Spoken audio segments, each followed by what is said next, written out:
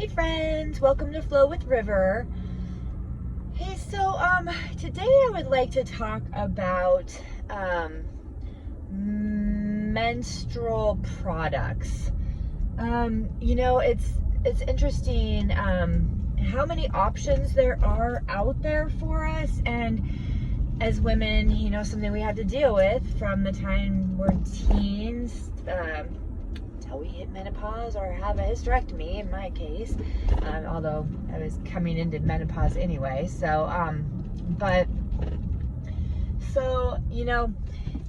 There's the traditional maxi pads and tampons that you see at the stores, like typical grocery stores. Just a reminder, so this is going to be targeted to young women. When I was younger, this was something that my mom never had conversations with her mom and had to figure it out on her own. I never had conversations with my mom and had to figure it out on my own. And I also didn't have friends that we talked to and shared about things like that. So it was really a figure it out on my own kind of thing. So, So as far as maxi pads go, there's several different sizes. If you're young, you're probably not going to be bleeding super heavy. When you get closer to menopause, or if you have issues like polycystic, PCOS, ovary syndrome, or uterine fibroids, or things like that, you can bleed a lot heavier. I'm not sure why some women, if they don't have conditions, bleed heavier than others, if it's a genetic thing, I don't know. But when you're younger, I'm assuming you probably aren't bleeding as much as when you get older. I've also never had kids, so this is, if you've had kids, I'm sure things shift in your body, I would imagine. I don't know. So as far as pads go, there's things called panty liners. So those are just really thin and really small. And if you're young, that might be all you need. Now, these are kind of specific for, there's something called spotting, which if you're about to start your cycle or at the end of your cycle, or if you're having some health conditions which can cause spotting, that's what these are kind of for. But again, if you are a young female who is just getting her cycle, it could be all you need. And then they go up into different sizes. So there's like small, medium. There's something called overnight, which is really long. So I know myself, when I had uterine fibroids, I would bleed real heavy, and so I would always wear them. That was what I used. There's things with wings. Wings are the ones that go around your underwear to kind of protect your underwear a little bit, because the blood can spill over. So I personally like that, but that was when I was a heavy bleeder. So the tampons you can judge. So there's ones that are really thick. Those are like ones that are super cheapy ones. I don't like those. I think that nowadays they have really thin ones that can absorb and trap the moisture and the smell and hold just as much as those fat ones, if not more. And the fat ones are just really uncomfortable. You feel like you've got a big old diaper down there. So that's about pads. Now, I would highly, again, encourage you to find pads that are non-bleached. So the typical ones that you see at the stores, Always, whatever the other brands are, those ones have been bleached white. So they look pretty, but remember that bleach is also right close to your membrane, and that will go into your body. So get the unbleached ones. There's also, as far as pads go, there are material pads that are cloth, which I love. You can make your own. There's patterns online. I'm sure nowadays, I used to make mine pre the internet, and I just found a pattern, and actually I think I bought a pair and then copied it. But they have like cloth little things that snap around your underwear, and some of them have little inserts where you can slip in heavier, like extra pieces of fabric, so that you can, if you're bleeding heavier, you'll have more absorption. Now the thing with the traditional, like if you were just to make, like I would make mine out of flannel. Flannel is a great material to use in these situations. And the thing about it though is it will feel wet against your skin, and it will have an odor. So, you know, period blood has an odor. It's just what it is. It's a shedding of our uterine lining. It's nothing to be ashamed by. It's the thing, okay? So that the cloth pads are an option, and then for those you can just rinse them out and then throw them in the wash. So that's really nice because they're eco-friendly. A thing about, just a really quick caveat about blood, so things like that, and a couple other products I tell you where you can actually capture your blood. If you were to kind of, when you first take them off, if you were to rinse them into a bowl and collect the blood water, if you will, that it's really great for your plants. It has a lot of great nutrients in there. So just, you know, kind of fun. Maybe have yourself a moon plant where you can just water that plant with your cycle blood every month and see how it does compared to other plants. It'll thrive. Okay, so that's kind of some options. There are some, nowadays, there are these things called period panties. The brand that I love is called Thinx, T-H-I-N-X. That's the only one that I've utilized back before I had my hysterectomy. I wore them, so they absorb up to like a tampon worth of blood. Unlike the cloth pads, they wick the moisture away from your skin, and so you're not feeling wet, and they trap the smell, so you're not having to deal with that. They come in all sorts of different shapes and sizes. They have ones for, you know, active sports people. They have boxer shorts, and, you know, I had like the granny panty ones because those were just more comfortable and secure. I was really, really, really heavy bleeding. Like I would fill up an overnight pad within an hour sometimes. So I would wear my pads with my period panties as a backup. So just if I had overflow. Yeah. And so, so those are great. I love them. You just wash them in, you know, your normal cycle. I think I had like 4 pairs, and I would just, whenever my cycle came, I would just wear them. Like, so that's an option.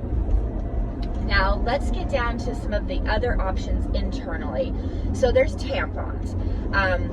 Now the traditional tampon that you'll find in a store is like Tampax. They have what's called applicators. So imagine a push pop ice cream thing, you know, where you push it from the bottom and you get to eat the ice cream and you pop it up through the top. So it's like that. So it has the tampon. Tampons are like this cottony material, and it goes up. So just a little anatomy real quick here. Your vagina has a kind of an entrance, little vaginal canal, and then it opens up into your a bigger area.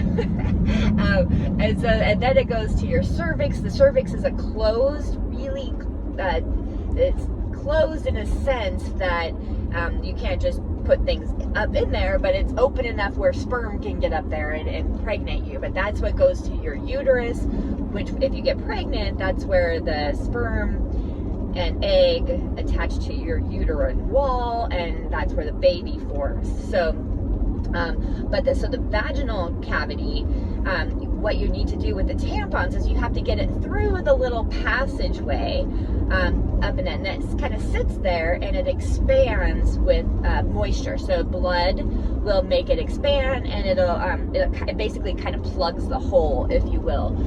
So when you're swimming, if you're an athlete, if you're riding a bike, like sometimes these things are really good, especially when you're swimming though.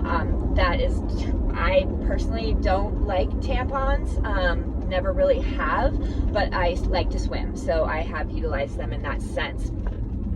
So the applicator, what that does is you put that up into your vagina, and then when you get it in, you push the bloop, and it spits out the little tampon thing. It just kind of pushes it out, and the tampons have a string on it.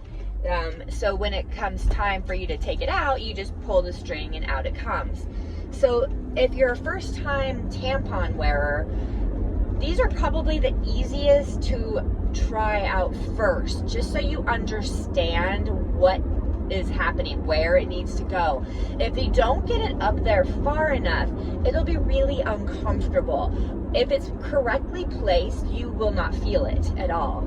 So you definitely want to get it past that little, little thin opening part that I'm talking about.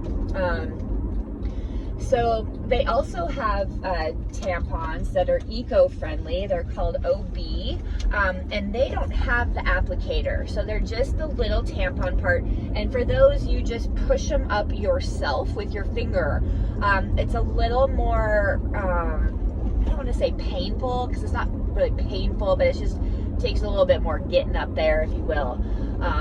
And so those are good. There's a lot of unbleached ones. Again, especially if you're putting it up inside of yourself, you do not want to be putting bleached tampons up there.